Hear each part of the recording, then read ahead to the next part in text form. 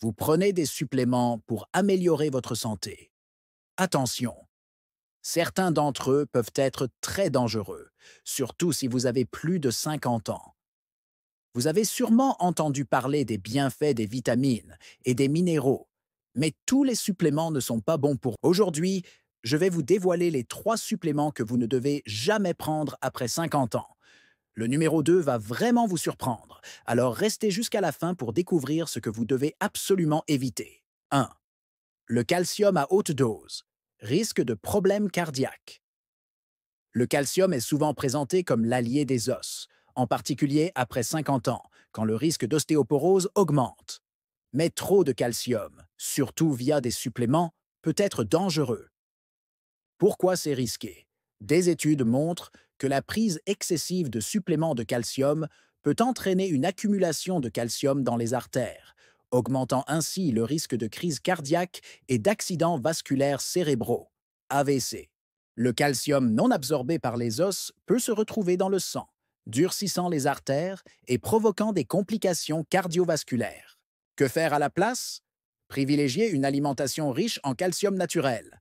Les légumes verts à feuilles, les produits laitiers et le poisson avec des arêtes comme les sardines sont de bonnes sources.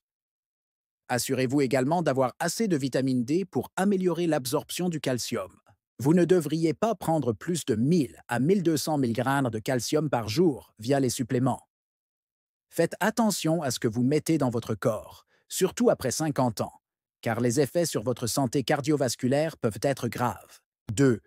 La vitamine E à haute dose provoque des saignements. La vitamine E est souvent vantée pour ses propriétés antioxydantes, mais ce que beaucoup de gens ignorent, c'est qu'une consommation excessive peut causer des problèmes sérieux, en particulier chez les personnes âgées. Pourquoi c'est risqué? En grande quantité, la vitamine E peut augmenter le risque de saignement en réduisant l'agrégation des plaquettes, ce qui peut conduire à des hémorragies internes dangereuses. Des études ont montré que des suppléments de vitamine E à haute dose peuvent même augmenter le risque de cancer de la prostate chez les hommes. Que faire à la place? Limitez votre apport en suppléments de vitamine E à 15 mg par jour, ce qui correspond à l'apport recommandé.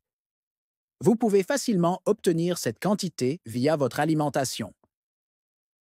Les meilleures sources alimentaires de vitamine E incluent les amandes, les graines de tournesol, les épinards et l'avocat. La vitamine E en excès peut être toxique, alors ne laissez pas les promesses marketing vous convaincre d'en prendre trop. Surtout après 50 ans, la prudence est de mise. 3. Le fer. Risque de surcharge et dommages. Aux organes. Le fer est essentiel à la production de globules rouges et au transport de l'oxygène dans le corps. Cependant, à partir de 50 ans, les besoins en fer diminuent, surtout chez les femmes après la ménopause.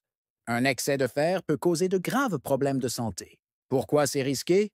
Trop de fer peut entraîner une condition appelée hémosidérose, qui provoque une surcharge en fer dans le foie, le cœur et d'autres organes, ce qui peut causer des dommages irréversibles.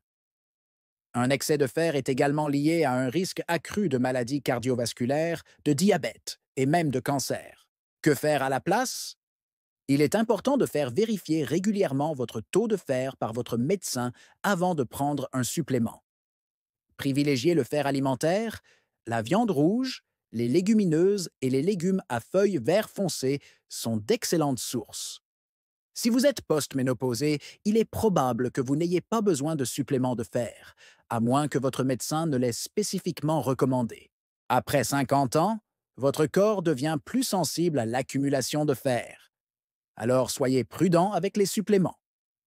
Le fer est un minéral essentiel, mais en excès, il peut causer de sérieux dégâts. Conclusion. Prenez soin de votre santé. Après 50 ans. Voilà, vous connaissez maintenant les 3 suppléments à éviter après 50 ans. Il est crucial de comprendre que, bien que les suppléments puissent sembler inoffensifs, certains d'entre eux peuvent poser de graves risques pour la santé. Si vous voulez rester en bonne santé et éviter les problèmes, optez pour une alimentation équilibrée et parlez à votre médecin avant de prendre des suppléments, surtout après 50 ans. Vérifiez les liens en description pour découvrir des options plus sûres et naturelles pour améliorer votre santé.